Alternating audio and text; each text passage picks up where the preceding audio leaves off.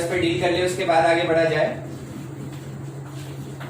Actually में question है continuity का, लिखा है fx is equals to x square minus ax plus 3 when x is rational, when x is rational, 2 minus x when x is irrational, ठीक है, x irrational।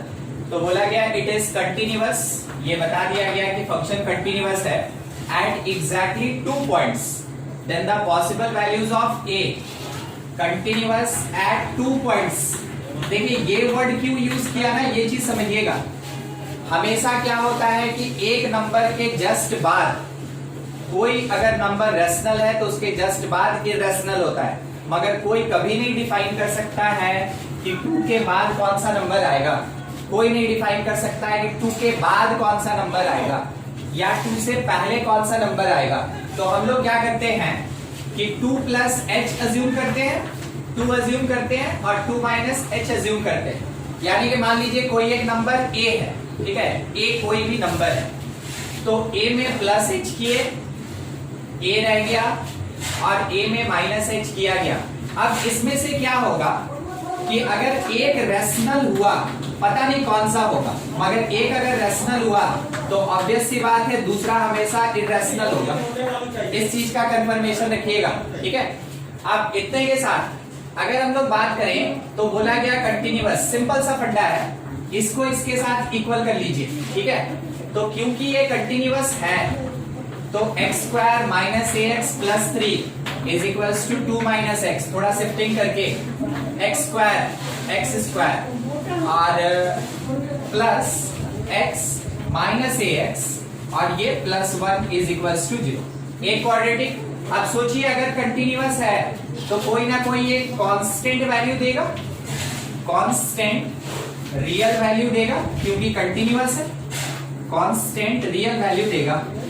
अगर constant real दिया, काम का चीज यहाँ पे रियल, कि ये पूरा पार्ट हमको रियल वैल्यू दे रहा है, इसका मतलब है कि x रियल होना चाहिए, और अगर x रियल होगा तो डिस्क्रिमिनेंट जो होगा should be greater than equal to 0। Discriminant अपने पास क्या आएगा, greater than equal to 0। Condition लेके चलिए तो कह सकते हैं b के प्लेस पे कौन आया, 1 माइनस a, तो b स्क्वायर माइनस 4a और c, ठीक है, this part greater than equal to 0। Solve करके यहाँ से a कैलकुलेट कर लेंगे, वो अपना आंसर हो जाएगा। कर लीजिएगा इतना साहिल, ठीक। और क्वेश्चन देखा जाए, ये आपका 33 नंबर था, जो आप डाउट भेजे थे उसमें 33 नंबर था। नेक्स्ट एक और क्वेश्चन कंटिन्यूटी का ही है, साहिल का ही है, 30 नंबर। क्वेश्चन ये दिया fx is equals to limit n tends to infinity, और इसके साथ का टर्म है log 2 plus x, log 2 plus x minus x to the power 2n sin x, और इसके डिवीजन में दिया हुआ है 1 plus x to the power 2n। बोला ये क्या कि ये कंटिन्यूअस होगा 1 पे, मतलब 4 ऑप्शन है और चारों थोड़ा डिफरेंट टाइप का है, तो थोड़ा सॉल्व कर लेना चाहते हैं इस लिमिट को, उसके बाद ही कुछ बात करते हैं, क्योंकि 4 ऑप्शन, चारों में अलग अलग कंडीशन है। देखिए अगर n अप्रोच कर रहा है इंफिनिटी, उठ करके देख लीजिए क्या आ रहा है, ये कितना होगा, तो यहाँ पे x के साथ कुछ नहीं दिया है, तो x मेरा कांस्टेंट है, यानी ये कोई कांस्टेंट वैल्यू देगा। बाद में n के जगह अगर इंफिनिटी रख दिए तो ये पूरा पार्ट इंफिनिटी चला जाएगा, ठीक है, और वैसे केस में ये पार्ट भी मेरा इंफिनिटी चला जाएगा, ये इंफिनिटी बाय इंफिनिटी का केस हो सकता है। मगर यहाँ पे अपने पास दो चीजें, थोड़ा देखिएगा क्या बात कर रहे हैं। x to the power infinity, मान लीजिए अगर लेस देन 1 का पावर इंफिनिटी होता है तो ये 0 होता है, ठीक है, और अगर कभी भी ग्रेटर देन 1 का पावर इंफिनिटी होता है तो ये इंफिनिटी जाता है। तो आपको पता चला यहाँ पे डिसाइड करने वाला फैक्टर कौन है, यहाँ डिसाइड करने वाला फैक्टर है मेरा x, और x कहाँ अप्रोच करेगा, 1। एक 1 छोड़ के बाकी नेगेटिव पॉजिटिव किसी का कोई इफेक्ट नहीं पड़ने वाला। अगर 1 से छोटा हो गया तो उसका पावर इंफिनिटी 0 हो जाएगा, 1 से बड़ा हो गया उसका पावर इंफिनिटी मेरा इंफिनिटी चला जाएगा। तो देखिएगा हम पहला केस बात कर रहे हैं greater than when x is greater than 1 के लिए, x ग्रेटर देन 1 के लिए। वैसे केस में आप इसको समझ चुके होंगे, ये इंफिनिटी बाय इंफिनिटी आने वाला है, ठीक है।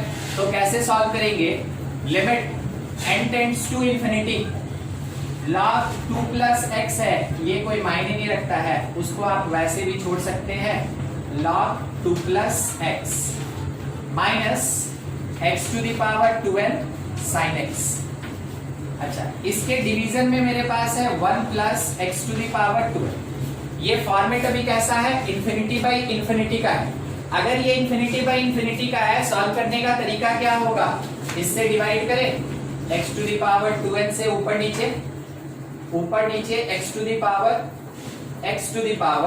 2n से, x to the power 2n से, ठीक है। इससे हम लोग डिवाइड करेंगे x का पावर 2n से। ये कट के 1 हो गया, ये 0 हो गया, ये 0 हो गया और ये कट के 1 हो गया, ठीक है। बाद में आप x के जगह x ही रहने दीजिए, उसको वैसे ही छोड़ दीजिए, ये ग्रेटर देन 1 के लिए था। तो अब आप fx डिफाइन कर सकते हैं, fx, ठीक है। ये पार्ट मेरा आया 0, इस जगह पे बचा माइनस साइन x, और नीचे मेरे पास ये पार्ट 0 हो गया, यहाँ 1 बच गया। fx सिंपल कितना होगा, माइनस साइन x होगा, माइनस साइन x। कब के लिए, जब x ग्रेटर देन 1 होगा तब। दूसरा केस, अगर मान लीजिए x लेस देन 1 है, लेस देन 1, नेगेटिव नहीं, हमको लेस देन 1 से मतलब, ठीक है। वैसे केस में limit n tends to infinity, log 2 plus x है minus x to the power 2n sin x है, और डिवीजन में 1 plus x to the power 2n। सोचिए अगर x लेस देन 1 है और n इंफिनिटी जा रहा है, तो उसका वैल्यू हमको कितना मिलेगा, लेस देन 1 का पावर इंफिनिटी 0 देगा हमको, ठीक है। तो कौन कौन 0 हो गया, ये पार्ट 0 हो गया, ये पार्ट 0 हो गया, खत्म। ये दोनों 0 0 खत्म हो गया। जो बच गया थोड़ा लिख लिया जाए, वही किसका वैल्यू होगा, fx का होगा। तो fx इज इक्वल्स टू, मेरे पास बचा log 2 plus x, log 2 plus x, ये 0 खत्म, ये 0 नीचे 1 बच गया।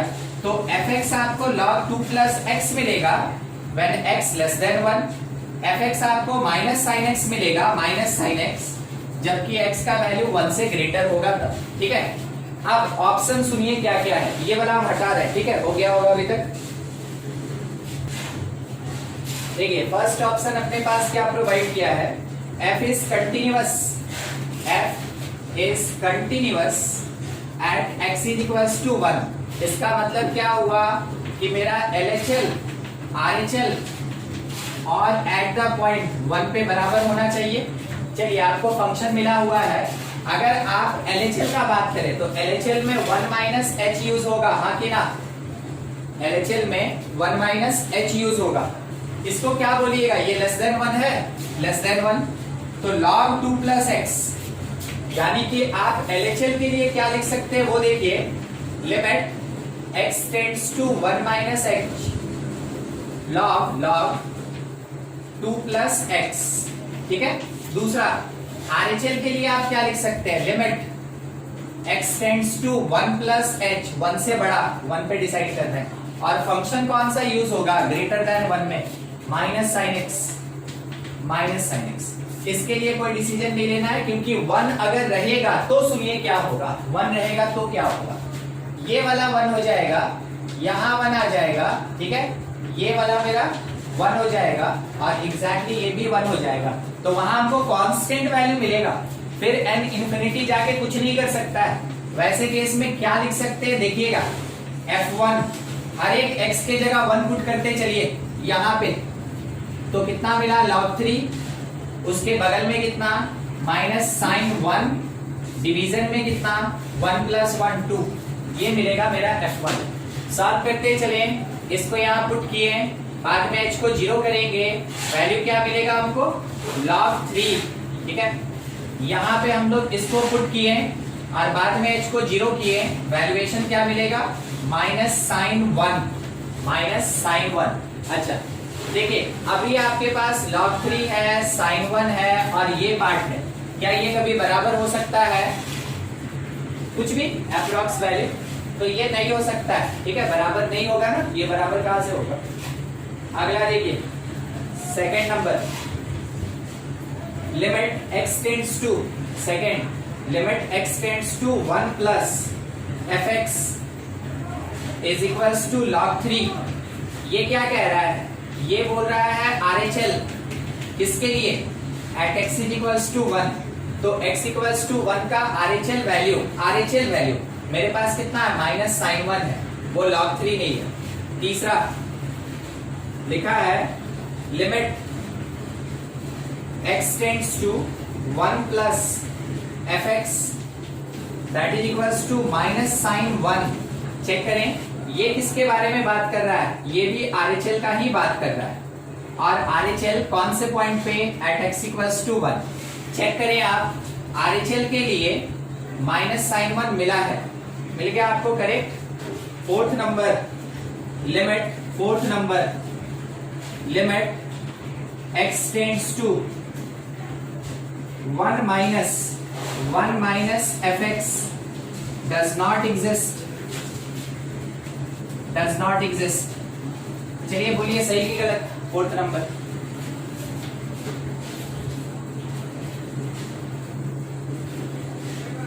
नहीं पता चला? नहीं आवाज आ रहा होगा कौन? ये हाँ ये तो एग्जिस्ट कर ही रहा है ना। तो 1 माइनस एच, 1 माइनस का मतलब क्या हुआ? 1 माइनस एच, और उस जगह वैल्यू मिल रहा है हम लोग को log 3, ठीक है, log 3 तो एग्जिस्ट कर रहा है ये, तो ये भी मेरा गलत हो गया, ये भी गलत, ये भी गलत, ये सही आंसर, ठीक है। ये था आपका क्वेश्चन नंबर 30, ठीक है। और देखिए क्वेश्चन है डिस्कस कंटिन्यूटी। देखिए नेक्स्ट अपने पास एक और क्वेश्चन है डाउट का, discuss continuity for fx is equals to greatest integer sin x minus greatest integer cos x, ठीक है। कौन से जगह पे? at x equals to pi by 2, at x equals to pi by 2 where this represent greatest integer function, ठीक है। x equals to pi by 2 पे इसका कंटिन्यूटी चेक करना है, हाँ होगा कि नहीं होगा। देखिए कैसे चेक करते हैं। सबसे पहला चीज pi by 2 यहाँ होगा, अगर इधर जाएंगे तो सेकंड क्वाड्रेंट होगा, इधर आएंगे तो फर्स्ट क्वाड्रेंट होगा। इसको हम कह सकते हैं कि पाई बाई 2 माइनस एच होगा और ये पाई बाई 2 प्लस एच होगा, ठीक है। क्वाड्रेंट का डिफरेंस आएगा, क्वाड्रेंट का डिफरेंस आएगा, बस उस चीज को ध्यान में रखें, ठीक है। अच्छा अगर हम सबसे पहले साइन का बात करें, क्योंकि हम लोग ये पढ़े हैं कि अगर fx मेरे पास gx माइनस hx के फॉर्म में दिया, बाय द वे ये कंटिन्यूअस, तो कह सकते हैं ये भी कंटिन्यूअस। पढ़े थे ना प्रॉपर्टी पिछले क्लास में, ठीक है। उसी पे अटेम्प्ट लेंगे इसका, उसी पे अटेम्प्ट लेंगे। तो पहली बार में इसको चेक करेंगे कंटिन्यूअस की नहीं, दूसरी बार में इसको चेक करेंगे कंटिन्यूअस की नहीं। जहां तक उम्मीद है आप देख के समझ गए होंगे, gx मतलब साइन और hx मतलब cos, ठीक है। बिल्कुल उसी तरीके से चलेंगे। अच्छा अब पाई बाई 2 के लिए देखिए LHL अगर निकालें तो लिखे limit x tends to pi by 2 minus h, pi by 2 minus h. Greatest integer sin x का है, इसके लिए अलग देखेंगे, minus greatest integer cos x का है, इसके लिए अलग देखेंगे। चलिए देखते चलते हैं क्या हो रहा है। h tends to 0, sin x के जगह pi by 2 minus h, trigonometry cos pi by 2 minus h. चलिए बोलिए कितना वैल्यू देगा? कितना? ये cos है, ये sin cos देगा ना, cos देगा, मतलब आप ये कह रहे थे कि ये cos h देगा, सही।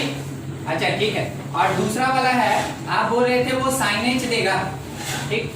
cos h जबकि मेरे पास कहां जा रहा था? देखिए लिमिट का जब भी केस होगा ना, अगर किसी जगह लिमिट नहीं लिखे तो आप खुद से लिख लीजिएगा, बिना लिमिट के ये नहीं होने वाला, h 0 पुट किए, ये 1 हो गया, h 0 पुट किए, ये 0 हो गया, क्या रिजल्ट मिला 1। किसका वैल्यू मिला LHL, कितना मिला 1 मिला। RHL पे देखिए, RHL limit x tends to π/2 plus h, फिर greatest integer of sin x है और minus greatest integer of cos x है, ऐसा ठीक है। तो यहाँ पे अगले स्टेप में लिमिट h चला जाएगा 0, पुट करते चले तो साइन यहाँ पे हो गया π/2 प्लस h और माइनस cos π/2 प्लस h। चलिए कोई कुछ बताएगा कौन सा क्वाड्रेंट चल रहा है, second quadrant. Sine π/2 plus theta किसके बराबर,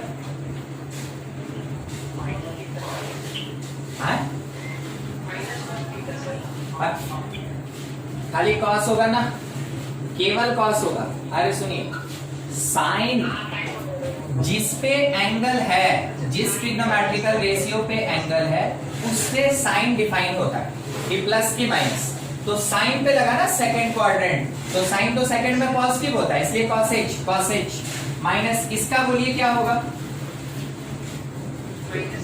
माइनस है, क्योंकि सेकंड क्वाड्रेंट cos नेगेटिव और क्योंकि odd multiple π/2 minus sine h। चलिए ठीक, इतना हो गया, h 0 चला गया तो ये हो गया 1 और ये तो खैर 0, ठीक है। रिजल्ट हमको कितना मिल गया 1, सही है।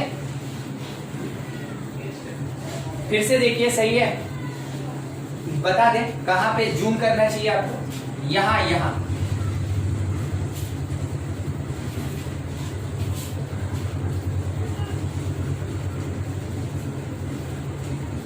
नहीं कर पा रहे हमको, हाँ हमको लगा ही था। अरे भाई साइन 0 एग्जैक्टली 0, और अगर कभी साइन 0 के बराबर फ्रैक्शन ऐसा मान ले तो इज नॉट एग्जैक्टली 0।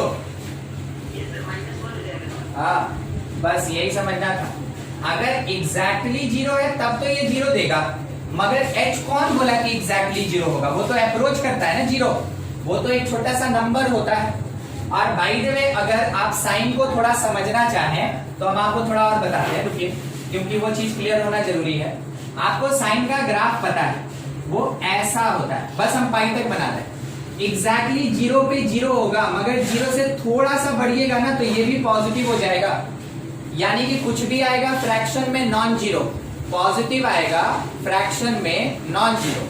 फिर से ये पॉजिटिव आएगा फ्रैक्शन में नॉन जीरो, ये उस पे नेगेटिव लग गया, उस पे ग्रेटेस्ट इंटीजर लग गया, तो ग्रेटेस्ट इंटीजर ऑफ -0 पॉइंट मान लीजिए बहुत छोटा आया, तो भी आप इसका आंसर क्या दीजिएगा,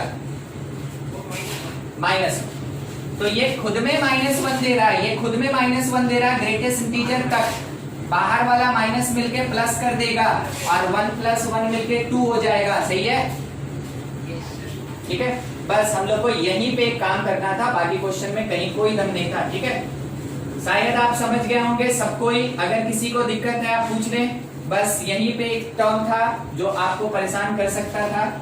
चलिए ठीक है, अब हमको ज्यादा बताने का जरूरत नहीं है, आप देख के समझ गए कंटिन्यूअस के डिसकंटिन्यूअस, ठीक है, बस इतना। दूसरा बात, आप ये तो बार बार सुने होंगे कि ग्रेटेस्ट इंटीजर इंटीग्रल पॉइंट पे डिसकंटिन्यूअस होता है। इसका मीनिंग आपको क्या होता है ना, थोड़ा किसी को शायद वो चीज नहीं क्लियर होता है।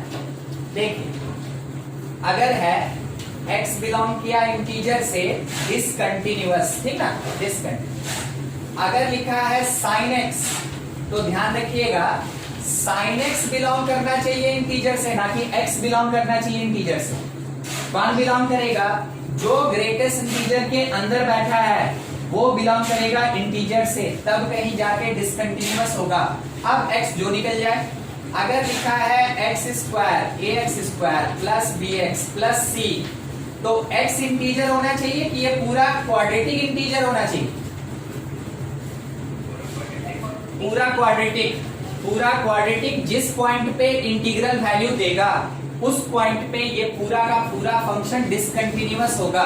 तो कभी ऐसा मत सोचिएगा कि सर तो बताए थे इंटीग्रल पॉइंट माने x इक्वल्स टू इंटीजर, नहीं, सर बताए थे कि ग्रेटेस्ट इंटीजर के भीतर जो फंक्शन रहता है अगर वो जिस पॉइंट पे इंटीजर देगा, वो जिस पॉइंट पे इंटीजर देगा उस पॉइंट पे वो डिसकंटिन्यूअस होगा। ठीक है, देखते हैं अब इस क्वेश्चन से इसका क्या लेना देना। आपसे बोला गया पाई बाई 2 पे निकालो। आप ध्यान से देखिएगा, ये एक इंटीजर देता है 1 होता है ना, x अगर पाई बाई 2 होगा तो साइन पाई बाई 2 कितना होगा 1 इज इंटीजर। अगर x के जगह पाई बाई 2 पुट करें cos पाई बाई 2 0 देता है और वो भी क्या होता है इंटीजर। दोनों का दोनों डिसकंटिन्यूअस है मगर कोई गारंटी नहीं कि डिसकंटिन्यूअस होगा कि कंटिन्यूअस। कहां सीखे थे हम लोग ऐसा तो नहीं सीखे थे कि डिसकंटिन्यूअस माइनस डिसकंटिन्यूअस माने डिसकंटिन्यूअस होता है, सीखे तो नहीं थे। तो आप कभी भी डिसकंटिन्यूटी के लिए तो वो थ्योरी लगाइएगा मत, मगर मान ले रहे हैं टाइम नहीं रहा और जितना फंक्शन दिया है और सब का सब डिसकंटिन्यूअस निकल रहा है तो जनरल तौर पे 80% से ज्यादा रिजल्ट डिसकंटिन्यूअस आएगा। ठीक है, बस यही एक काम करना था इसमें। अब किसी को कुछ डाउट है, कोई दिक्कत है इससे रिलेटेड तो पूछ ले आप, बस इतना ही करना था इसमें, और तो क्वेश्चन नहीं है। ठीक है, fx equals to a sin pi by 2 into x plus 1। अरे ये क्वेश्चन बताया हुआ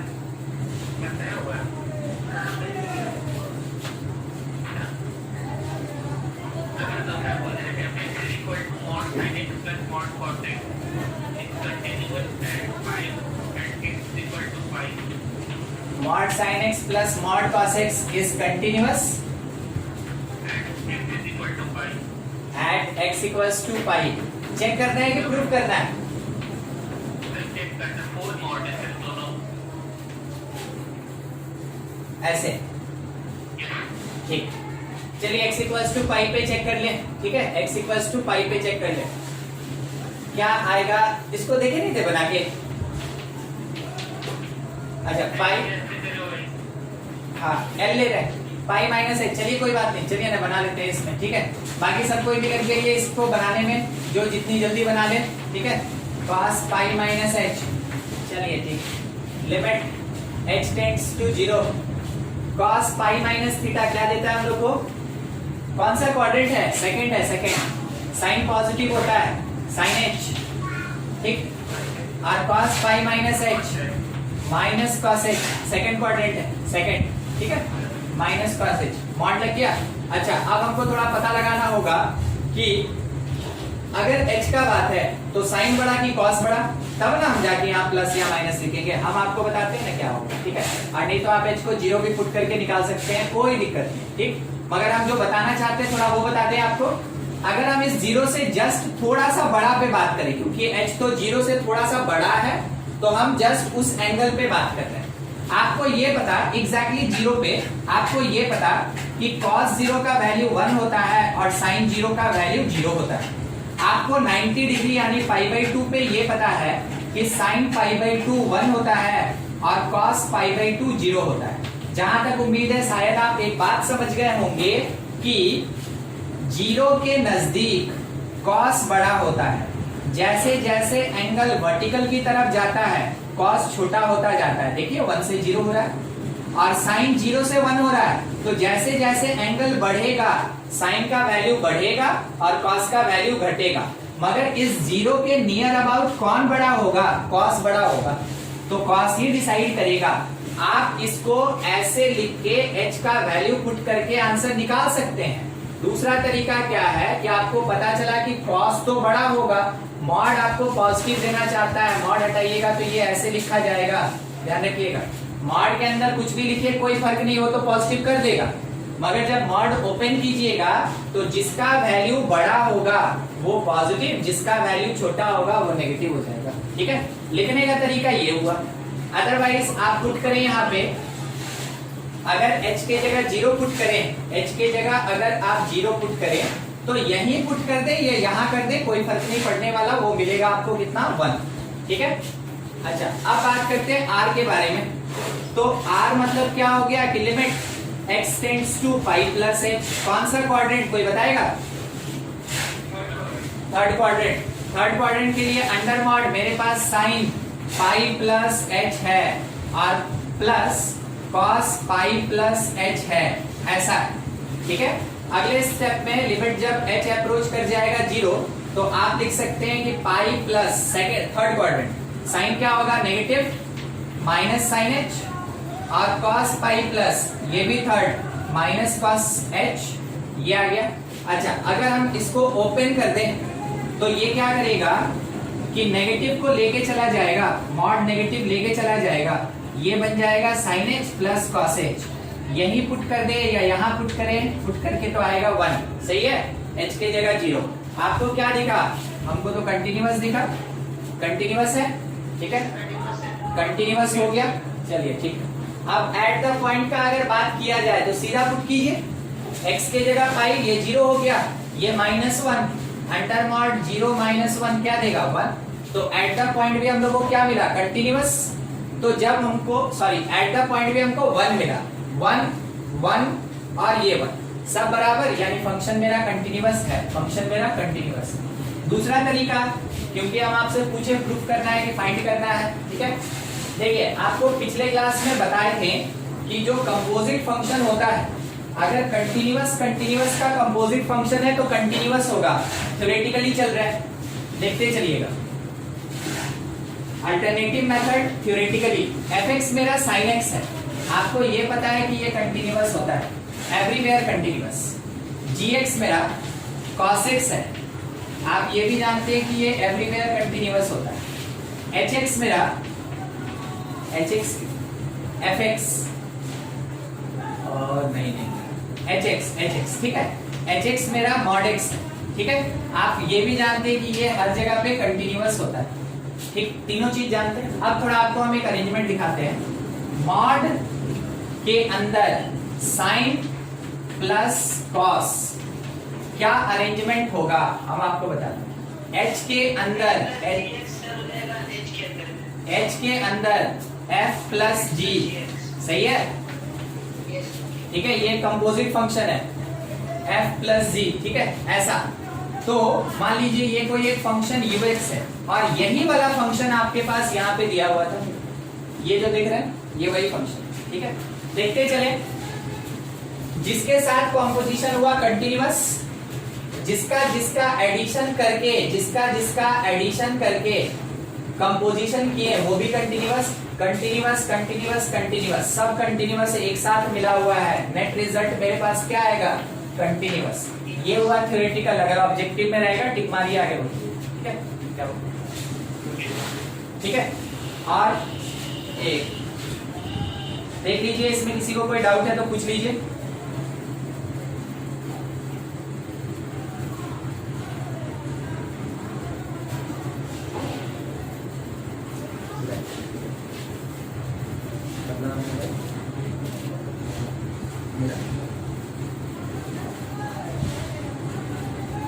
और क्वेश्चन पढ़ सकते हैं तो पढ़ दीजिए।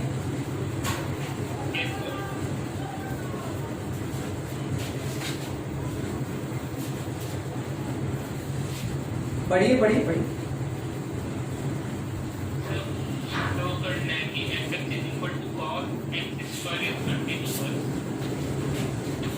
fx is equals to cos x square, कहाँ पे,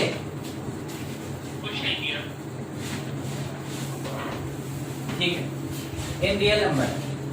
देखिए पूरा बनाना होगा तो आप बना सकते हैं, उसके लिए कोई दिक्कत नहीं, कोई एक पॉइंट h मान लीजिएगा, a मान लीजिएगा।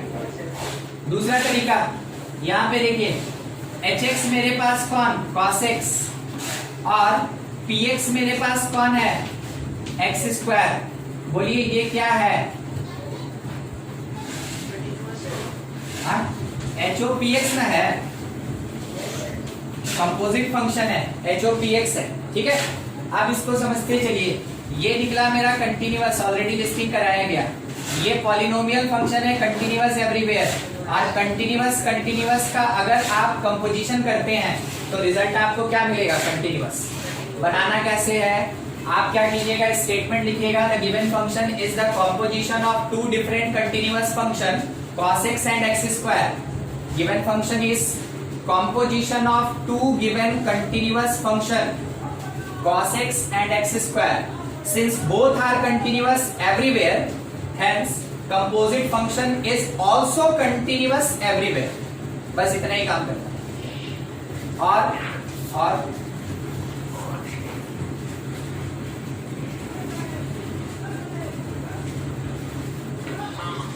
तो ये भी तो करना fx is equal to mod 1 minus x fx is equals to mod plus mod x 1 minus x plus mod x. ऐसा. Yes sir. नहीं अंदर ही full mod sir. full mod ऐसे mod is full mod yes. है ना. चलिए ऐसा देखिए फिर से आपको एक चीज दिखा दें. ये मेरे पास मान लीजिए एक फंक्शन, हम यहाँ पे नाम लिखते हैं ux is mod x, ठीक है. फिर हम लिखते हैं vx is 1 minus x. उसके बाद हम लिखते हैं gx that is mod x. हुआ. अच्छा क्यों, हम तो ux ऑलरेडी ले चुके हैं ना, तो हमको लास्ट वाला तो लिखने का जरूरत नहीं है. चलिए बताइए तो यहाँ पे 3 फंक्शन दिखा, कौन किसके अंदर बैठा है. हम दिखा रहे हैं, 1 मिनट हम दिखा रहे हैं. पहले fx लिखा है mod, उसके अंदर लिखा है v और प्लस u, ठीक है. बाद में पता चला ये mod भी तो मेरा u है, तो हम क्या लिखेंगे u of v plus u, ठीक है. कंपोजिशन समझ में आया, कंपोजिशन कैसे है. तो it is u of v plus u. बारी बारी से देखा जाए. mod x बोलिए कंटिन्यूअस होता है कि नहीं, हर जगह, ठीक है. 1 माइनस एक्स कौन सी कैटेगरी का फंक्शन है, पॉलिनोमियल. तो ये भी एवरीवेयर कंटिन्यूअस. चलिए क्या कहा गया, कैसे कहा गया, बोला गया कि देखो कंटिन्यूअस के साथ कंटिन्यूअस ऐड करो. हम बोले कंटिन्यूअस, फिर बोला कंटिन्यूअस के साथ उसका कॉम्पोजिशन करो, तो हम बोले नेट रिजल्ट फिर से मेरे पास क्या होगा, कंटिन्यूअस. बस यही काम करो, हो जाएगा. ठीक. अगर कोई पॉइंट देना, अगर कोई पॉइंट दे कि यहाँ चेक करो, तो LHL RHL और एट द पॉइंट निकाल के दिखा दीजिए. अगर ऐसा सवाल पूछे कि ना ये कंटिन्यूअस है बताओ, तो आपको तो कोई सर्टेन पोजीशन या पॉइंट नहीं दिया ना, तो इसका मतलब क्वेश्चन आपसे पूछ रहा है theoretical for all real number, तो आप ऐसे ही आंसर करेंगे उसको, ठीक है. और किसी का खत्म. चलिए ठीक है, इसमें से जो नोट करना है कर लीजिए, फिर आगे बढ़ा जाए डिफरेंशिएबिलिटी में.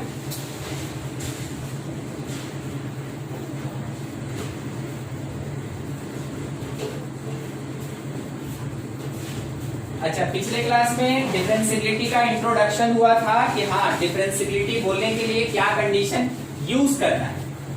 आज थोड़ा देखेंगे उसमें आगे कि डिफरेंशिएबिलिटी कहाँ पे होता है, कैसे होता है, एप्लीकेशन और कॉज और कंडीशन, ठीक है. ये 3 चीज, एप्लीकेशन, कॉज और कंडीशन, ये 3 चीज आज हम लोग को देखना है. पिछले क्लास में केवल हम लोग डेफिनेशन में ही रह गए थे. देख डिफरेंशिएबिलिटी कंटिन्यूड है.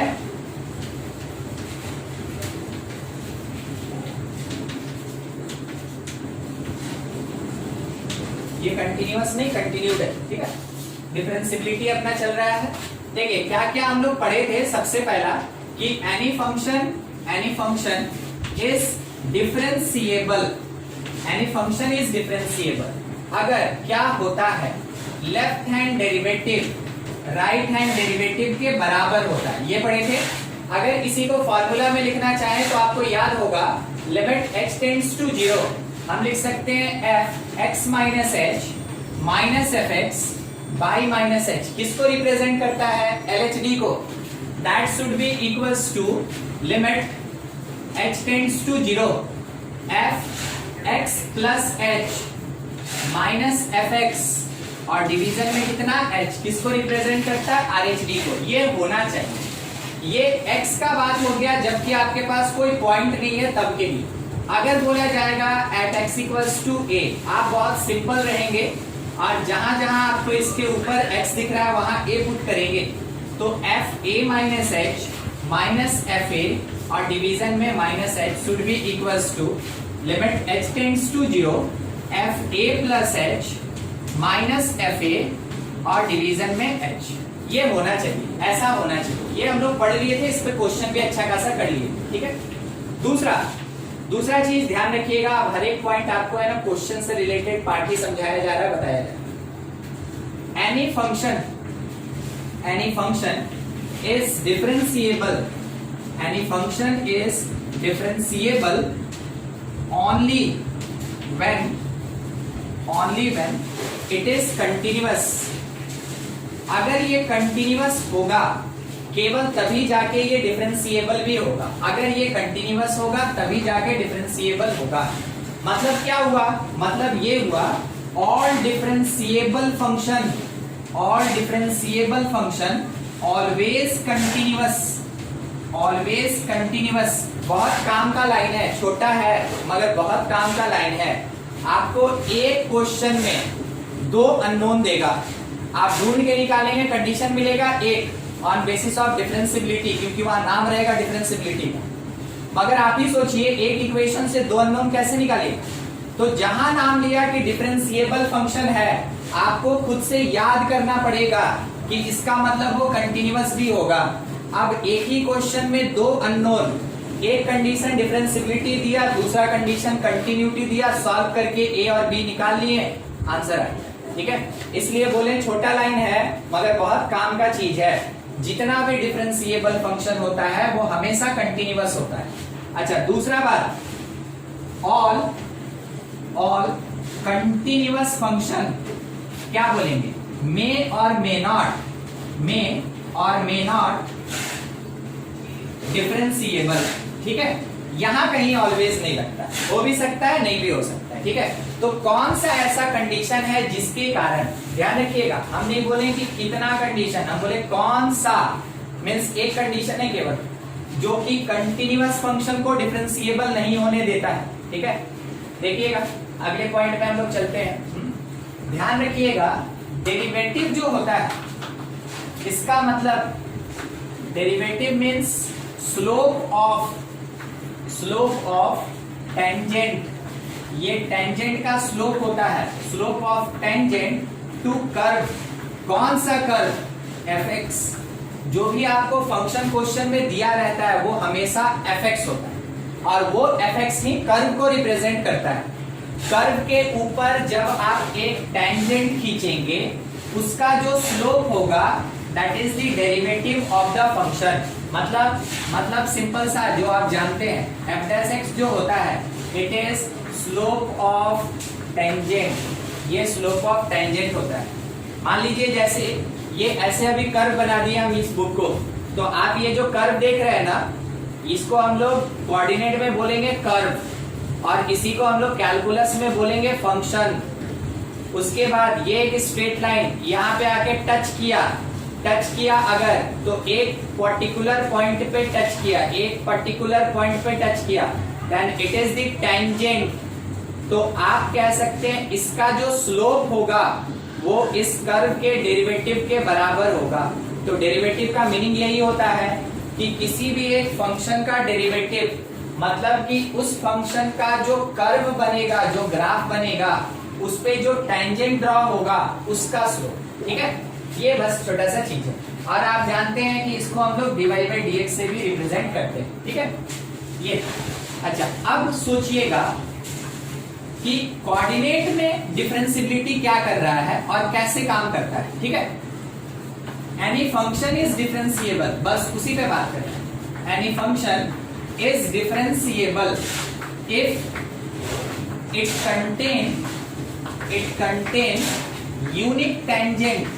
it contain unique tangent at x equals to a। किसी एक पर्टिकुलर पॉइंट पे टेंजेंट खींचें और वहां केवल एक ही टेंजेंट पॉसिबल हुआ, दूसरा खींचे तो उसी के ऊपर खींच गया, मतलब कि वो दूसरा नहीं हुआ, वो एक ही था। अब मान लेते हैं ये एक लाइन है, इसी के ऊपर 5-6 बार खींच दीजिएगा तो 5 लाइन हो जाएगा, रहेगा तो एक ही, ठीक है। बस वही बात, अगर आप किसी एक पर्टिकुलर पॉइंट पे बात किए, देखिएगा, अगर आप किसी एक पर्टिकुलर पॉइंट पे बात किए यहाँ पे आप एक टेंजेंट खींचे, इसके अलावा और टेंजेंट नहीं खींच सकते हैं, तो उस पॉइंट को आप क्या बोलिएगा कि वहां पे मेरा फंक्शन डिफरेंशिएबल है। ठीक है, वहां पे मेरा फंक्शन डिफरेंशिएबल है। तो ये वही कह रहा है कि यूनिक टेंजेंट का एक कॉन्सेप्ट है, किसी एक पर्टिकुलर पॉइंट पे अगर यूनिक टेंजेंट खींच सकते हैं, इसका मतलब उस पॉइंट पे मेरा फंक्शन डिफरेंशिएबल है। यहाँ पे कोऑर्डिनेट को अटैच किया गया है कैलकुलस से। ये सब जो पॉइंट लिख रहे हैं ना, डायरेक्ट क्वेश्चन में आता है, डायरेक्ट क्वेश्चन में लिखा रहता है, आपको बस याद होना चाहिए तभी बनेगा, नहीं तो आप कुछ नहीं कर सकते हैं। ठीक है, ध्यान रखिएगा। अच्छा, इसका मतलब क्या हुआ, इसका क्या और काम है तो सुनिए। If sharp edge exists in function or curve, then at that point fx is not differentiable, या not differentiable। क्यों? since multiple tangents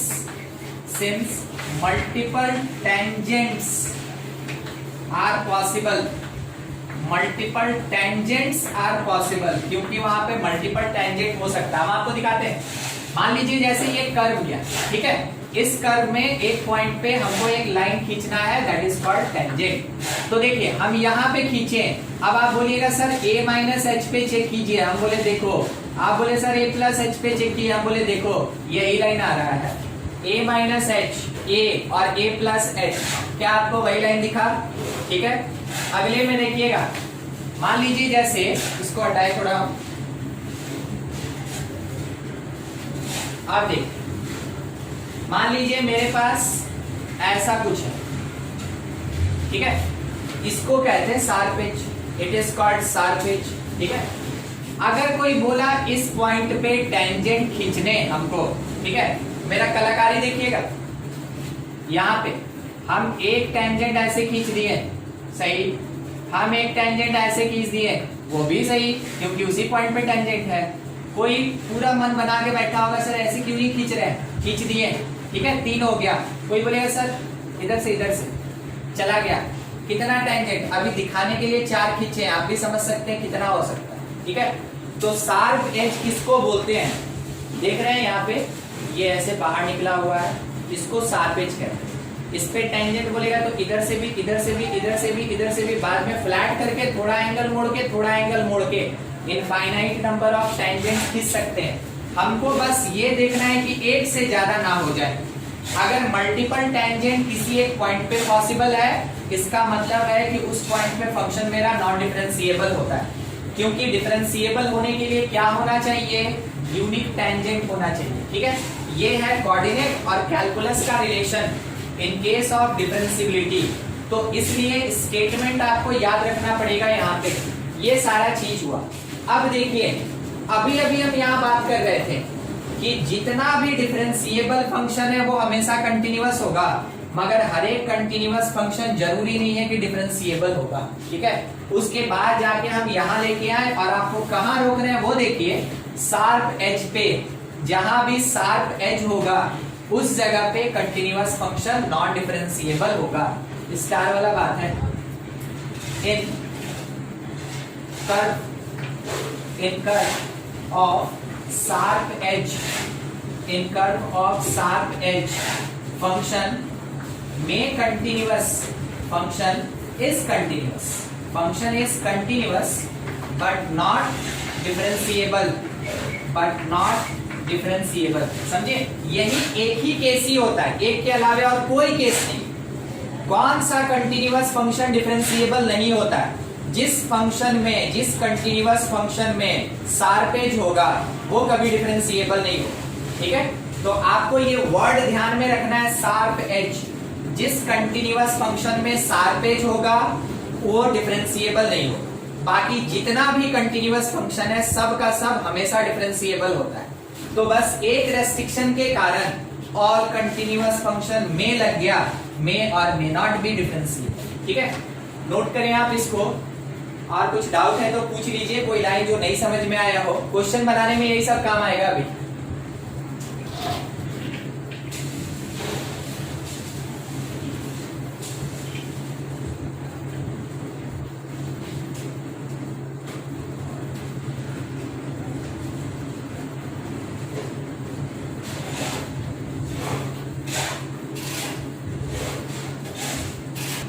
आप उसके बारे में बार बार क्या होता है ना, थोड़ा सा चिंता फिक्र में रहते हैं। मान लीजिए f x is equals to दिया साइन एक्स, ठीक है, एफ एक्स हम लोग को दिया साइन एक्स, साइन एक्स में मान लीजिए 1/x, साइन 1/x, ठीक है।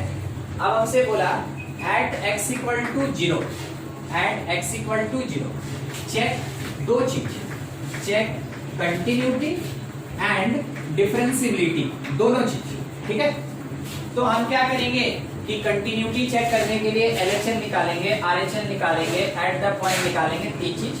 डिफरेंशियबिलिटी चेक करने के लिए LHD निकालेंगे, RHD निकालेंगे, दो चीज, कुल मिला के 5 चीज। इतना करने के बाद हम जाके आंसर देंगे कि क्या होता है। उससे बढ़िया हम यहाँ पे x को अगर अप्रोच करा दे 0, हाँ 1/x कितना होता है, इन्फिनिटी।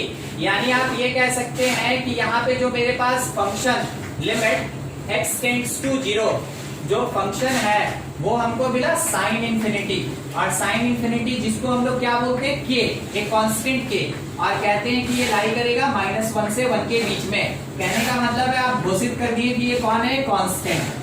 आप बोलिए ये कांस्टेंट, हम भी मान गए, चलो भैया, ठीक है। अब थोड़ा सा हम इसका ग्राफ बनाना चाहेंगे, ध्यान दीजिएगा, ठीक है। हम इसका ग्राफ बना रहे हैं। आपको शायद याद हो 11th क्लास में पढ़े हो, साइन एक्स का ग्राफ ये होता है, कहां से कहां तक, 2π तक, ठीक है। ये ग्राफ किसका निकला, साइन एक्स का निकला। कोई बताएगा साइन 2x का ग्राफ? ऐसा ही होगा, थोड़ा सिकुड़ जाएगा, ठीक है, ऐसा ही होगा, बस थोड़ा सिकुड़ जाएगा। सिकुड़ के गया कहाँ, पाई में खत्म हो गया, ठीक है। उसके बाद अब चाहिए साइन 4x, शायद आप समझ गए, ठीक है। उसके आधे में खत्म हो जाएगा, देखिए इसके आधे में 2x गया, इसके आधे में 4x चला जाएगा, साइन 4x। मतलब क्या समझे, मतलब ये समझे कि एंगल अगर बढ़ रहा है, एंगल अगर बढ़ रहा है तो फंक्शन का ग्राफ मेरा कंप्रेस हो रहा है, कंप्रेस हो रहा है, ठीक है, कंप्रेस हो रहा है। देखिए इसीलिए आज ये सब ले क्या है, देखिए ऐसा है स्मूथ। अब जैसे जैसे एंगल बढ़ेगा ये कंप्रेस होता जाएगा, कंप्रेस होता जाएगा। आप समझ सकते हैं एंगल बहुत बढ़ गया, उस टाइम में ये कितना हो जाएगा, इंफिनिटी। किसी का माइक ऑन है जो शायद घर का बात कर रहे हैं, बंद कर दीजिए।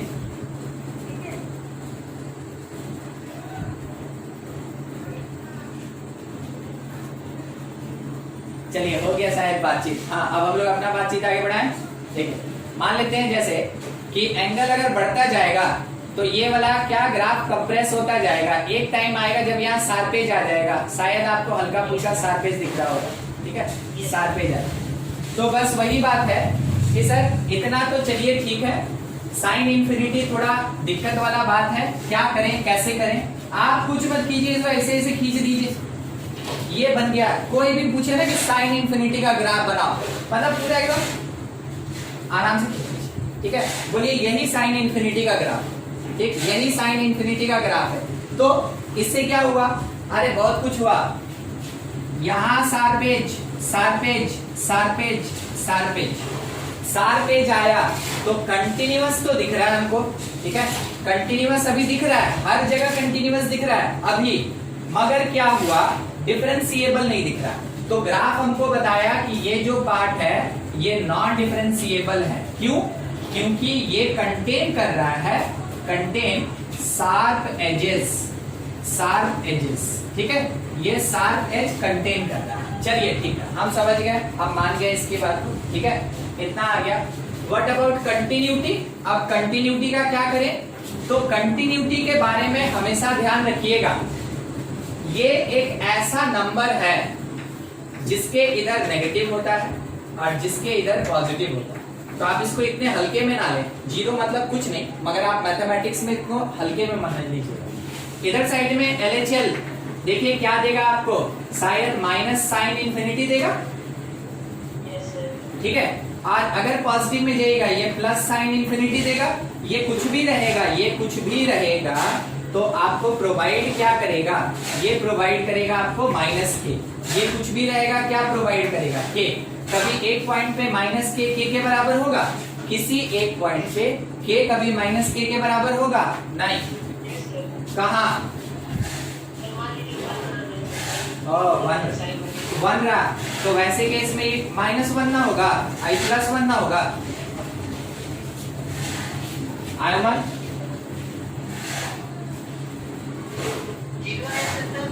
अरे जीरो हम सोचे अभी तक बोले का ही नहीं आप जीरो को -0 और +0 करिएगा मानिएगा,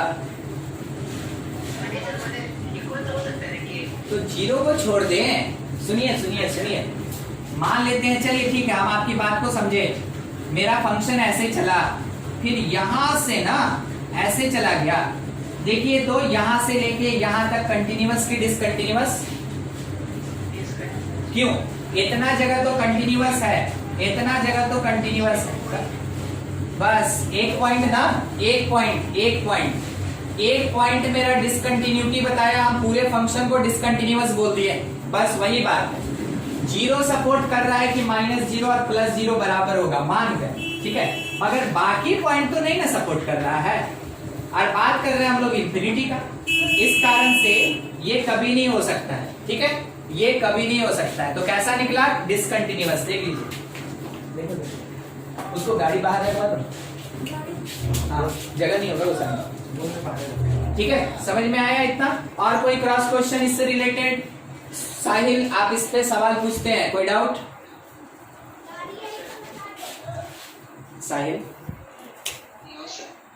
कुछ और एडिशनल भी पूछना है तो पूछ सकते हैं इसमें, कुछ क्रॉस क्वेश्चन किसी का भी? चलिए ठीक, तो आप अभी अभी समझे कि जब कंटिन्यूटी का बात होगा तो जीरो को हल्के में नहीं ले सकते, इसका मतलब ये मेरा फंक्शन जो है ना ये डिसकंटिन्यूअस भी है और साथ ही साथ नॉन डिफरेंशिएबल भी है। डिसकंटिन्यूअस क्यों? क्योंकि नेगेटिव और पॉजिटिव का डिफरेंस हो गया, ठीक है। डिफरेंशिएबल क्यों नहीं, नॉन डिफरेंशिएबल क्यों? क्योंकि ये सारपेज कंटेन कर रहा है, इसको आप दिखाई नहीं पाइएगा उसमें, ठीक है, इसको दिखाई नहीं पाइएगा। इस कारण से आपको क्या करना है कि ऐसे क्वेश्चन में नॉन डिफरेंशिएबिलिटी के लिए सारपेज डिफाइन करना है, और कंटिन्यूटी के लिए तो आप आराम से LHL RHL निकाल के दिखा दे कि ये कैसे क्वेश्चन बनेगा। चलिए ठीक है, अब थोड़ा सा एक बात और, मान लीजिए इसी क्वेश्चन में, ठीक है, इसी क्वेश्चन में हम ऐसे लिख दें, अरे क्वेश्चन बहुत मिलेगा आपको, ठीक है, बस बनाना कैसे है वो सब थोड़ा समझा दें। अगर हम ऐसे लिख दें x sin x, और मेरा जो लिमिट है वो x अप्रोच कर रहा है, मान लीजिए इंफिनिटी, ठीक है, मान लीजिए इंफिनिटी। अब बताइए ये ऐसे ही लिखाइए, ठीक है, और नहीं तो आपको अगर ये बात नहीं समझ में आ रहा है तो हम लिख दें जैसे आपको बुक में मिलेगा, fx इज इक्वल्स टू, देखिए क्या लिखा है, लिखा है 1/x और साइन 1/x, ठीक, ऐसा। तो हमको सोच के बताइएगा कि लिमिट जब x अप्रोच करे 0, ठीक है, 0 कितना होगा, कितना होगा पूछे? इंफिनिटी, इंफिनिटी है ना, हाँ एकदम सही। अच्छा, प्लस माइनस इंफिनिटी नहीं होगा, केवल इंफिनिटी होगा।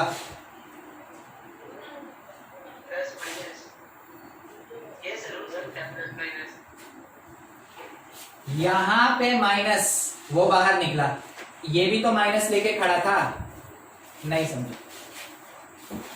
देखिए हम क्वेश्चन को बनाने के तरीके पे डिस्कस कर रहे हैं, हम क्वेश्चन पे डिस्कस नहीं कर रहे हैं, ध्यान दीजिएगा। हम कोई क्वेश्चन कहां लिखे, क्यों, एक तो ऊपर लिखे थे मगर वो भी गड़बड़ हो। देखिए अगर हम -h लिखे और -h लिखे, बोलिए कुल मिला के प्लस होगा कि माइनस होगा, बोलिए प्लस होगा। अगर हम इसको +h लिखे, इसको +h लिखे, कुल मिला के प्लस की माइनस, तो प्लस है ना आएगा, ठीक। चलिए ठीक है, आप इसको समझ गए। फिर से एकदम समझते चलिए, इसमें छोटा छोटा चीज है, इसके लिए हम ज्यादा लंबा क्वेश्चन नहीं लिखना चाहते हैं, लंबा जब आएगा तो देख लेंगे हम। मान लीजिए सॉरी x ना, x और यहाँ भी x। अब बोलिए कंटिन्यूअस की नहीं, वो वही है, limit x tends to 0, infinity into 0 हो गया। कैसे? साइन कभी इंफिनिटी नहीं देता है, साइन कब से इंफिनिटी दे रहा है? अभी तो बोले साइन इंफिनिटी कांस्टेंट, हाँ ये साइन का एंगल है, हाँ अब ठीक है, आप सही जा रहे हैं। तो अगर मान ले रहे हैं एल का बात करें तो माइनस एच और साइन यहां भी माइनस 1/h, ये तो प्लस हो जाएगा, ये प्लस हो जाएगा, ये देगा k, ये देगा 0, यानी 0 इंटू के दैट इज इक्वल्स टू 0। ठीक है, अगली बात लिमिट x टेंड्स टू 0 वाला बात ही है, आप देख के समझिएगा कहाँ क्या लेके चल रहे हैं। चलिए यहाँ माइनस एच, यहाँ प्लस एच, कोई कोई होगा जो नहीं भी समझेगा, पूछेगा भी नहीं। यहाँ h और यहाँ साइन 1/h, ठीक। अच्छा ये 0 और ये कितना k, तो ये फिर से 0, ठीक, ये फिर से 0। अगर हम 0 पुट कर दें तो ध्यान से समझिए, अगर ये 0 एग्जैक्टली हो गया और ये अप्रोच कर रहा है, कुल मिला के ये 0 होगा, ये कुल मिला के 0, यानी कि continuous at x equals to 0। LHL RHL at the point बराबर, यानी कि ये कंटिन्यूअस है at x equal to 0, continuous हुआ। अब सवाल पूछने वाला पूछा कि बताओ डिफरेंशिएबल होगा कि नहीं, आप क्या बोलेगा, हाँ कि ना?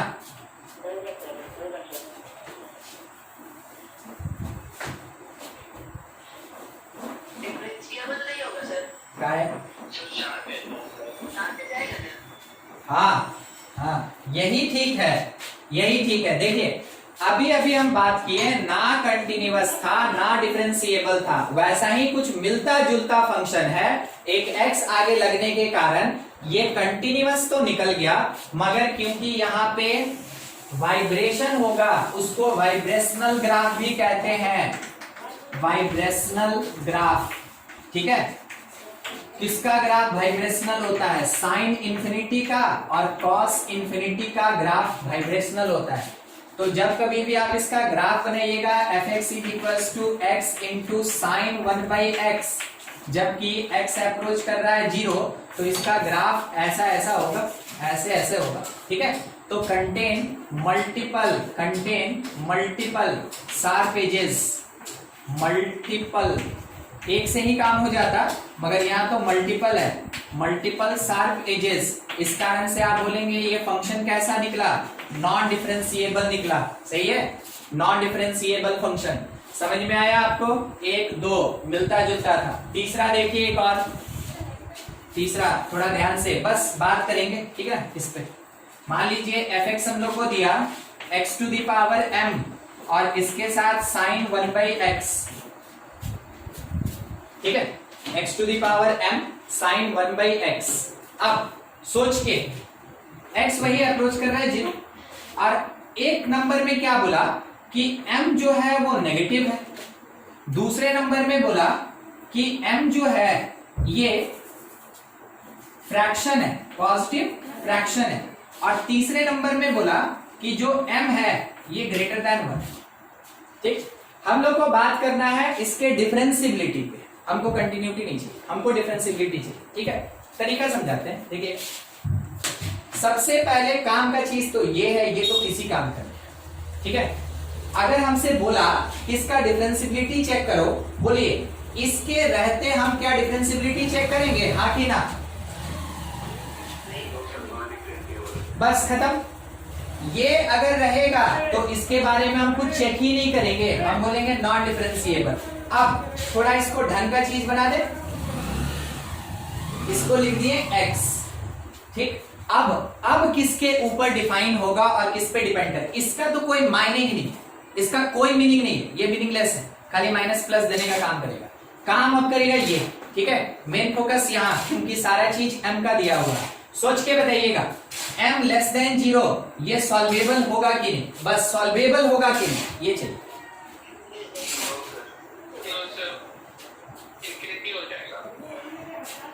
क्या हो जाएगा?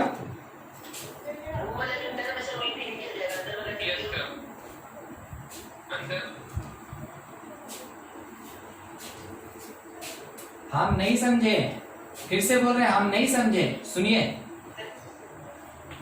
हाँ बोलिए बोलिए ना, मैंने बोल दीजिए।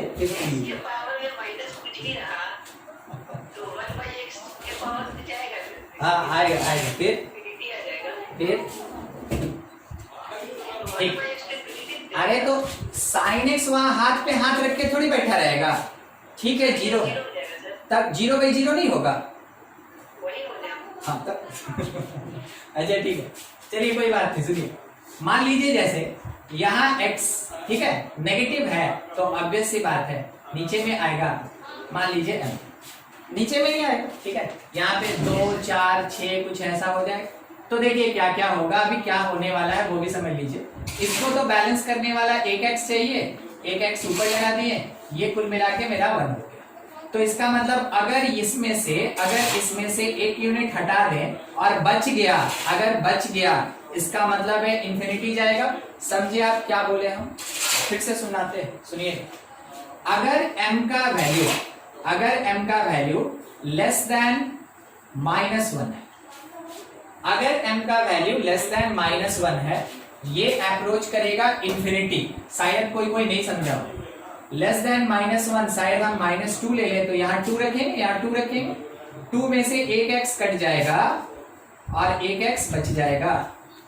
अब ये अकेला 1/x इसको कहाँ लेके जाएगा, इंफिनिटी चला जाएगा। बहुत थ्योरेटिकल है, मगर क्वेश्चन आपको ऐसे ही मिलेगा डिफरेंशिएबिलिटी, पूरे एप्लीकेशन ऑफ डेरिवेटिव में ऐसा ही क्वेश्चन मिलेगा जहां सोचना होगा। अब मैथमेटिक्स में सोचने का काम करना है, अभी तक फॉर्मूला लिया, क्वेश्चन बनाया, काम खत्म, ठीक है। मगर अब सोच के बनाना होगा, ठीक है। फिर से एक बार, अगर m का वैल्यू लेस देन -1 हो जाए तो वैसे केस में ये पूरा वैल्यू कहां जाएगा, इंफिनिटी। बोलिए इस डिक्लेरेशन में किसी को कोई दिक्कत है? नहीं, ये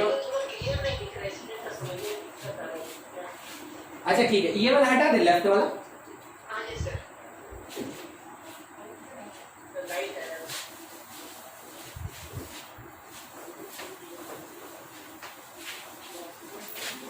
देखिए जानते क्या होता है, जब बिजली उजली चमकता है ना तो लाइन कट जाता है, तो इन्वर्टर का सहारा।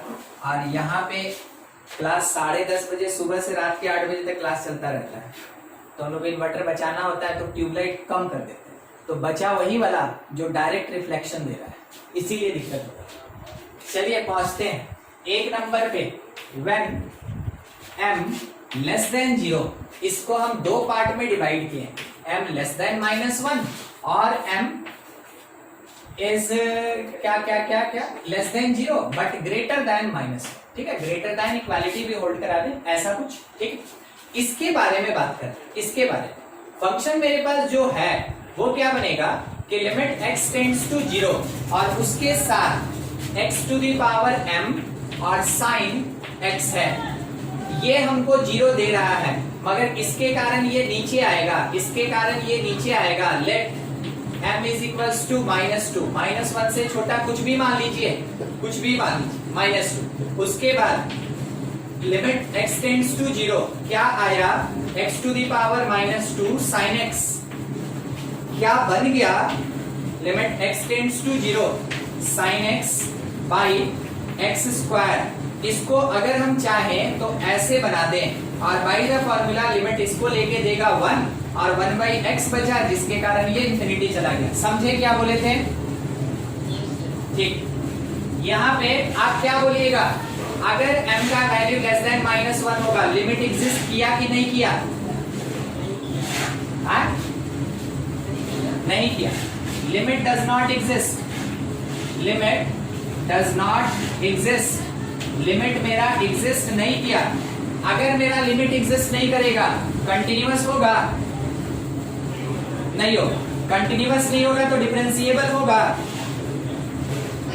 नहीं हो, खत्म, समझ गए। लिमिट एग्जिस्ट नहीं किया, डिसकंटिन्यूअस और नॉन डिफरेंशिएबल, सब एक साथ, लिमिट, कंटिन्यूटी, डिफरेंशिएबिलिटी, ठीक है, तीनों यहाँ पे। चलिए अब इसमें बात करें इस सेक्शन पे, अगर -1 से 0 के बीच है, limit x tends to 0, x का पावर m और साइन x है, सोच के बताइए, -1 से 0 कोई एक नंबर बोल दीजिए अपने से,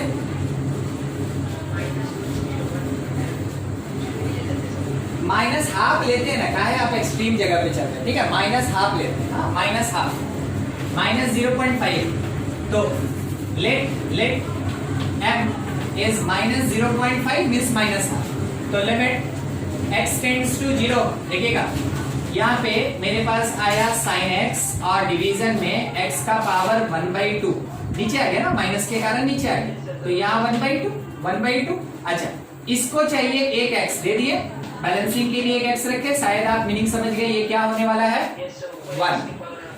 कट पीट के कितना आ गया, ठीक है। मतलब इसको ये वाला पार्ट अगर -1 से 0 के बीच है, अगर वैसा कोई भी नंबर, तो ऑब्वियस सी बात है x बाई वैसा नंबर रहेगा तो न्यूमरेटर में x बचेगा। समरी है ये, न्यूमरेटर में x बचेगा, न्यूमरेटर में x बचा, आप इसको 0 पुट किए, ये कुल मिला के कितना दिया, 0। कांस्टेंट वैल्यू है, लिमिट एग्जिस्ट कर रहा है, कह सकते हैं लिमिट एग्जिस्ट कर रहा है। और अगर लिमिट एग्जिस्ट कर गया तो आप कह सकते हैं ये कंटिन्यूअस भी होगा, आप ये भी कह सकते हैं ये डिफरेंशिएबल भी होगा, ठीक है। क्योंकि कोई स्पेशल बात है नहीं इसमें, कोई शार्पेज वगैरह नहीं आने वाला है, हो गया। लिमिट एग्जिस्ट किया, कंटिन्यूअस भी हुआ, डिफरेंशिएबल भी हुआ, कब, यहाँ इसके लिए फर्स्ट वाले केस का। अब सेकंड नंबर बोलिए सोच के अपने से, सेकंड नंबर 2 नंबर क्या दिया था कि m बिलोंग्स टू ओपन 0 से लेके 1 तक, ठीक है। लेके चले लिमिट, सोच लीजिए जितना देर में लिख रहे हैं, limit x tends to 0, x का पावर m और इसके साथ sin x है। अगर ये फ्रैक्शन रहेगा, ऊपर रहेगा कि नीचे जाएगा, ऊपर ही रहेगा। अगर ये ऊपर ही रहेगा तो वैसे केस में ये खुद का 0, ये खुद का 0 और 0 इंटू 0 आज तक कोई इंडिटरमिनेट नहीं हुआ है, ये 0, सिंपल, कुछ नहीं सॉल्व करना है, ये 0। इसका मतलब आप बोलेंगे लिमिट एग्जिस्ट तो कर गया, अगर लिमिट एग्जिस्ट कर गया इसका मतलब कंटिन्यूअस भी हो गया, और कंटिन्यूअस अगर हो गया तो यहाँ पे मेरा ये डिफरेंशिएबल भी हो गया, क्योंकि शार्पेज का कोई चांस ही नहीं। आप देख चुके हैं कहां शार्पेज आता है, ठीक है, और देखेंगे, आपको याद भी है मॉड में भी शार्पेज आता है। चलिए ठीक, लास्ट सोच के बताइए ना, m ग्रेटर देन 1 है, क्या होगा, 0 ही होगा। लिमिट भी एग्जिस्ट कर गया, कंटिन्यूअस भी हो गया, डिफरेंशिएबल भी हो गया। समझ गए ये केस। तो ऐसे आपको डिफरेंशिएबिलिटी में फंसाया जाता है। डिफरेंशिएबिलिटी में LHD RHD यूज करके जो क्वेश्चन आता है पिछले क्लास में कर लिए, उतना ही काम पड़ता है LHD RHD का। बाकी जितना भी है सब थ्योरेटिकल कॉन्सेप्ट बेस्ड रहता है, ठीक है, उसी के बेसिस पे चलिएगा। अच्छा, एक और बात बताना था, थोड़ा नेक्स्ट पॉइंट देख लीजिए। अगर मान लीजिए मॉड x है तो आप कह सकते हैं is non differentiable at its critical point, या जिसको टर्निंग पॉइंट कहते हैं, ठीक है, एट इट्स क्रिटिकल पॉइंट या टर्निंग पॉइंट, इस जगह पे ये नॉन डिफरेंशिएबल होता है। क्यों? आपको पता है मॉड x का ग्राफ ऐसा होता है बी शेप का, इधर साइड में y इक्वल्स टू x जाता है और इधर साइड में y equals to minus x जाता है। यही वो पॉइंट है ना, इसी को हम लोग क्रिटिकल पॉइंट कहते हैं या फिर टर्निंग पॉइंट कहते हैं। तो वो पॉइंट अभी है कौन, x इक्वल टू 0, ये पॉइंट अभी है कौन, x इक्वल टू 0। तो x equal to 0 is the critical point, either turning point. तो आप कह सकते हैं ये फंक्शन हर जगह पे डिफरेंशिएबल है, बस x इक्वल टू 0 को छोड़। तो आप कह सकते हैं ड्यू टू शार्पेज, आपको चेक ही नहीं करना है यहाँ पे, due to sharp edge it is non differentiable at x equal to 0, ठीक है। अच्छा, शार्पेज का कॉन्सेप्ट है, देखते चलिएगा। मान लीजिए fx हम लोग को दिया under mod x minus 1 plus under mod x plus 2, बोलिए इज नॉन डिफरेंशिएबल कितने पॉइंट पे? हाँ, 2 पॉइंट पे। कौन कौन सा? जो क्रिटिकल होगा। कैसे निकालते हैं क्रिटिकल? मॉड के अंदर वाले को 0 कर दीजिए, मॉड के अंदर वाले को 0 कर दीजिए, जो x आया दैट इज द क्रिटिकल और टर्निंग पॉइंट। तो is non differentiable at x equals to 1 और -2। नॉन डिफरेंशिएबिलिटी का कितना पॉइंट? 2। डिसकंटिन्यूटी का पॉइंट होगा तो कितना होगा या नहीं होगा, बोलिए।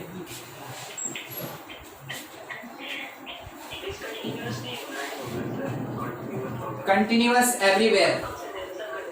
अच्छा ठीक, कंटिन्यूअस एवरीवेयर, इसी का ना ग्राफ ऐसे बनता है टॉप जैसा, ठीक है, ये जब भी रहे इसका ग्राफ ऐसे ही बनता है। अब देखिए यहाँ एक शार्पेज आया, यहाँ एक शार्पेज आया, अगर हम इसका ग्राफ बनाना चाहें तो 1 और -2 है ना, हमको ऐसे लिखना पड़ेगा, तो ऐसे, ठीक है। तो देखिए ये है मेरा 1 और ये है मेरा -2। तो यहाँ एक शार्पेज, यहाँ एक शार्पेज, इन दोनों जगह पे ये कैसा है, नॉन डिफरेंशिएबल। नोट करें आप इसको, जितनी जल्दी कर ले उतना अच्छा। और थोड़ा डीप कर लेंगे।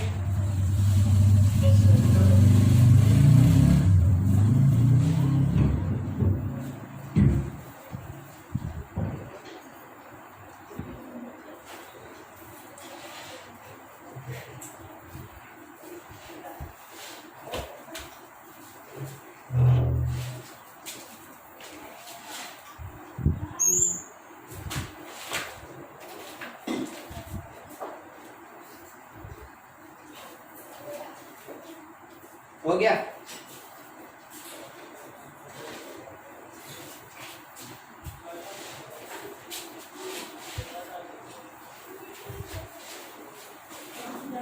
सबसे बढ़िया बात जानते हैं, ये जो एम वाला क्वेश्चन किए ना, इससे मिलता जुलता आपको आर डी शर्मा में भी मिलेगा, आर एस अग्रवाल में भी मिलेगा, केसी सिन्हा में भी है, एनसीईआरटी में भी है, अरियंत में भी है, और सिंगेज में भी है, डीपीपी में भी है, और मॉड्यूल में भी है।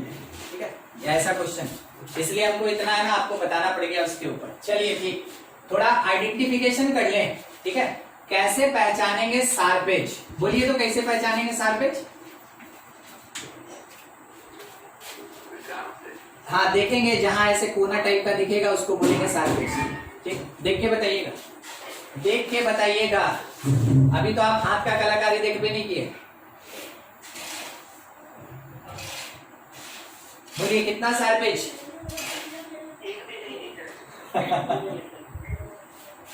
दो है, दो। ठीक है, दो शार्पेज है, मगर आपको नहीं दिखा, हम तो बोले तो बना के ग्राफ से देखने पे नहीं पता चलता। ठीक, हम आपको बता रहे हैं, देखिए जहां पे भी ग्राफ का नेचर चेंज होगा, ग्राफ का नेचर चेंज होगा, नेचर, कैरेक्टर, प्रॉपर्टी, ठीक है, वो चेंज होगा। ये जो ग्राफ है इंक्रीजिंग है, स्ट्रिक्टली इंक्रीजिंग कहते हैं इसको, और इस पॉइंट के बाद ये कांस्टेंट हो गया, कांस्टेंट, और इस पॉइंट के बाद फिर से स्ट्रिक्टली इंक्रीजिंग हो गया, फिर से स्ट्रिक्टली इंक्रीजिंग है। ठीक है, और ये वाला भी स्ट्रिक्टली इंक्रीजिंग था। एप्लीकेशन ऑफ डेरिवेटिव में पढ़ेंगे, इसको कॉनकेव अप कहते हैं, इसको कॉनकेव डाउन कहते हैं। ठीक है, तो यहां पे इन दोनों पॉइंट के अबाउट, क्योंकि ग्राफ का नेचर चेंज हुआ, तो वहां पे लगभग 75% चांस है कि शार्पेज होगा।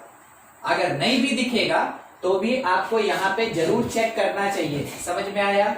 ठीक है, कि कैसे, मान लीजिए आपसे कोई बोला कि देखो क्या हुआ ना कि ऐसे ऐसे गया, आपको कहीं नहीं दिख रहा है, मगर क्या बोला कि इससे पहले fx था, इसके बाद gx है, इस पॉइंट के बाद यहाँ hx है, तो आपको जरूर इस पॉइंट पे x इक्वल्स टू जो भी पॉइंट होगा वहां पे चेक करना चाहिए, x इक्वल टू जो भी पॉइंट होगा चेक करना चाहिए। जिस किसी भी पॉइंट के बाद या पहले फंक्शन चेंज होता है, उस पॉइंट को क्रिटिकल पॉइंट बनाने का कोशिश करना चाहिए। अगर नहीं बना तो कोई बात नहीं, मगर आपको कोशिश करना चाहिए कि ये क्रिटिकल हो जाए। ठीक है, ये शार्पेज हो जाए। नहीं हुआ तो बोलेंगे डिफरेंशिएबल, और अगर हो गया तो बोलेंगे नॉन डिफरेंशिएबल। समझे ना? मतलब आपको नॉन डिफरेंशिएबिलिटी पे ध्यान देना है कि हम उसको नॉन डिफरेंशिएबल करें। अगर नहीं हुआ नॉन डिफरेंशिएबल तो आप आंसर देते हैं कि वो डिफरेंशिएबल होता है। ठीक है, हमेशा नेगेटिव चेक किया जाता है, पॉजिटिव नहीं चेक किया जाता है। तो पूरे ग्राफ में इसी को क्यों पकड़े, आप समझ गए ना? fx और gx चेंज कर रहा है। चलिए ठीक, अब पीसवाइज फंक्शन भी पढ़े हुए हैं आप, थोड़ा ध्यान दीजिएगा। पहले ये बता दें शार्पेज कौन, वेयर कर्व चेंजेस और डायरेक्शन चेंजेस। ठीक है, और डायरेक्शन, और एक वर्ड ले लें नेचर चेंज।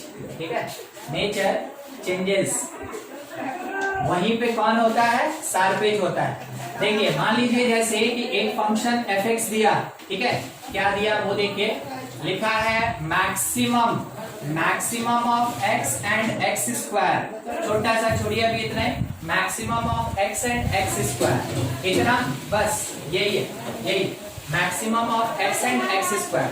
और बोला कि इसमें जितना भी शार्पेज मिले जितना भी नॉन डिफरेंशियबिलिटी मिले वो बताइए कैसे बनाए, देखते चलिए। सबसे पहले दोनों का ग्राफ बनाएंगे, ये ग्राफ के बेसिस पे ही होगा क्योंकि कोई वैल्यू नहीं, कोई पॉइंट नहीं दिया, कुछ नहीं दिया, ठीक है। एक्स का ग्राफ शायद आपको आता है, ये एक्स स्क्वायर का ग्राफ भी आपको आता है ऐसे, चला गया, ठीक है। अब देखिए इसमें 3 पार्ट में डिवाइड खुद से करेंगे, कैसे कैसे, ये तो y है, ये x है, आप इसको पहचानते हैं। जहां ये काटेगा एक दूसरे को, वहां से पहले, वहां से लेके दूसरे कट तक और उसके बाद दूसरे कट के आगे, ठीक है। तो हम यहाँ पे समझ रहे हैं ये 0 होगा और ये 1 होगा, ठीक है। अब कैसे निकला वो आपको पता होगा। जब भी कट को चेंज करना हो तो दोनों को एक साथ सॉल्व करें, काटे नहीं, कॉमन ले, 0 x कॉमन, x माइनस 1 0, आपको दिख गया x इज इक्वल्स टू 0 और 1 आएगा, ठीक है। इसलिए ये पॉइंट ऑफ इंटरसेक्शन निकालने का तरीका होता है, 0 और 1 दो चीज। अब थोड़ा 0 से पहले का बात करें, 0 से पहले, ठीक ना, 0 से पहले बोला मैक्सिमम चाहिए उसका, x और x स्क्वायर में जो मैक्सिमम हो, तो मैक्सिमम मतलब हम क्या समझते हैं, ऊपर के नीचे, ऊपर। तो 0 से पहले ये रहेगा कर्व, ठीक, तो ये कहां जाएगा, हट जाएगा, वो नहीं होगा। फंक्शन तो इसके बारे में कुछ बोला ही नहीं, उसको तो मैक्सिमम से मतलब है, इससे क्या मतलब, हटा दें, ठीक, खत्म। चलिए ठीक है, मिडिल में कौन होगा, मिडिल में बोलिए, मिडिल में यहां ये लाइन कहलाता है, हाँ लाइन रहेगा, ये मैक्सिमम है ना। इन दोनों में से जो ऊपर हुआ वही ले लीजिए, तो कौन आएगा, लाइन आएगा, लाइन, ठीक है, लाइन, स्ट्रेट लाइन। और इसके बाद कौन रहेगा, कर्व, इसके बाद कर्व, इसके बाद कर्व, ये हट गया, ठीक है। आप जब भी अपनी कॉपी में बनाइएगा तो ध्यान रखिएगा, आप पूरा ग्राफ हमेशा डॉटेड बनेगा, हमेशा डॉटेड बनेगा ग्राफ। जब भी ऐसा कोई भी केस होगा तो डॉटेड बनाइए, और उसके बाद जितना एग्जिस्ट कर रहा है उसको रियल कर दीजिए, उस पर फिर से पेन चला दीजिए, वो रियल हो जाएगा, ठीक है। ये तो एक 0 और x इज इक्वल्स टू 1, ये दो क्रिटिकल पॉइंट हम लोग को मिला। तो आप कह सकते हैं x इज इक्वल्स टू 0 और 1 इज या आर क्रिटिकल पॉइंट या टर्निंग पॉइंट। और आप ये देख के बता सकते हैं कि ये कंटेन कर रहा है कि नहीं, तो कंटेन शार्प एजेस, आप यहीं से डायरेक्ट बता दें, contain sharp edges, therefore non differentiable कहाँ at x is equals to 0 और 1 पे नॉन डिफरेंशिएबल। डिसकंटिन्यूअस कहाँ, एवरीवेयर कंटिन्यूअस है, ठीक है, एवरीवेयर कंटिन्यूअस है, मगर ये नॉन डिफरेंशिएबल है क्योंकि इसके अंदर शार्पेज आ गया, वो भी कितना, 2, ठीक है, 2। चलिए इसी का रीडेफिनेशन देखिएगा, इसी का रीडेफिनेशन, जैसे आप मॉड को रीडिफाइन करते हैं ना वैसे ही, ठीक, जैसे आप मॉड को रीडिफाइन करते हैं बिल्कुल वैसे ही रीडेफिनेशन ऑफ दिस फंक्शन। हम लिखेंगे fx इज इक्वल्स टू, देखिएगा कितने पार्ट में डिवाइडेड, 0 से छोटा, 0 से 1, 1 से बड़ा, तो यहाँ लिखेंगे x less than 0, x greater than equal to 0 but less than 1, और x greater than equals to 1। अगर हम लोग खुद से डिफाइन करें ना तो ग्रेटर के साथ ही इक्वालिटी रखते हैं, अगर किसी बुक में दिया हुआ है तो इक्वालिटी कहीं भी रह सकता है, मगर जब हम लोग खुद से डिफाइन करते हैं इंटरवल तो ग्रेटर के साथ इक्वालिटी को रखते हैं, ध्यान रखिएगा। तो 3 पार्ट में डिवाइड, x लेस देन 0, बोलिए कौन होगा, x होगा कि x स्क्वायर होगा, x स्क्वायर। 0 से 1 के बीच कौन रहेगा, 0 से 1 के बीच x, ठीक है, x, और 1 से ग्रेटर के लिए कौन रहेगा, 1 से ग्रेटर, x स्क्वायर। ये हुआ इस फंक्शन का रीडेफिनेशन, ठीक है। चेक कीजिए 0 पे, अब तो रीडिफाइन हो गया, चेक कीजिए 0 पे कंटिन्यूअस की नहीं, उठा के पुट कर दीजिए 0 0, 1 पे कंटिन्यूअस की नहीं, उठा के पुट कीजिए 1 1, कंटिन्यूअस निकला। डिफरेंशियबिलिटी, ठीक है, डिफरेंशियबिलिटी। अब डिफरेंशियबिलिटी चेक करते हैं, देखिए कैसे, एक लाइन में इसी का आप डेरिवेटिव निकाल लीजिए, डिफरेंशियबिलिटी के लिए डेरिवेटिव निकाल लीजिए, x स्क्वायर का derivative 2x when x less than 0, x का derivative 1 when x belongs to close 0 से ओपन 1, x स्क्वायर का derivative 2x when x greater than equals to 1। ठीक है, अब इसमें से 0 पुट कीजिए। तो देखिए x लेस देन 0 के लिए पुट कर रहे हैं ना, LHD देगा। डेरिवेटिव में x लेस देन 0 पुट कर रहे हैं, LHD देगा। LHD का वैल्यू कितना आया? 0। अब 0 के लिए RHD बताइए कितना है? यहां थोड़ा सा लिख लेते हैं, ठीक ना, उधर लिख नहीं पाएंगे। देख के सब कुछ जवाब दीजिएगा। At x equal to 0 LHD कितना? तो LHD निकालने के लिए यहाँ पे 0 पुट किए, 2 इंटू 0 0 हो गया। अब x इक्वल टू 0 पे RHD कितना? RHD के लिए यहाँ देखेंगे, है ही नहीं x, तो पुट क्या करेंगे, कितना होगा? 1। चलिए ठीक, at x is equals to 1, इसके लिए LHD कोई बताएगा कितना? 1। और इसके लिए RHD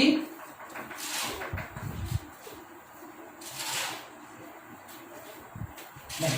अच्छा ठीक, x ग्रेटर देन 1, 1 का r देगा, r यही RHL भी देगा, यही RHD भी देगा। ठीक है, 1 पुट किए, यहाँ पे 2x लिखा है, ये 2x, तो 2 इंटू 1 कितना हो जाएगा? 2। चलिए देखिए, ये बराबर नहीं है इसलिए नॉन डिफरेंशिएबल, ये बराबर नहीं है इसलिए non differentiable. x equal to 0 पे non differentiable, x equals to 1 पे नॉन डिफरेंशिएबल।